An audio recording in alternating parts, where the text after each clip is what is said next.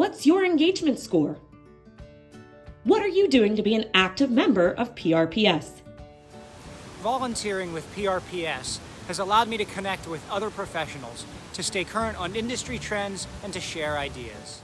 I came into the Parks and Rec profession late, in my early 30s, and volunteering with PRPS has helped me develop a sense of belonging with colleagues across the state. PRPS has helped me grow as a professional, and I've made great friends for life. Serving on the PRPS board has enabled me to find a new way to contribute to an organization and profession that continuously helps me be the best professional I can be and serve my community at the highest level. PRPS provides me with opportunities to collaborate with others to explore new ways to connect and provide experiences to my residents. By engaging with each other, we learn how to engage with our communities. Volunteering for PRPS helps me reaffirm that what we do in Parks and Recreation truly enhances people's lives in a positive manner, mentally, socially, and physically.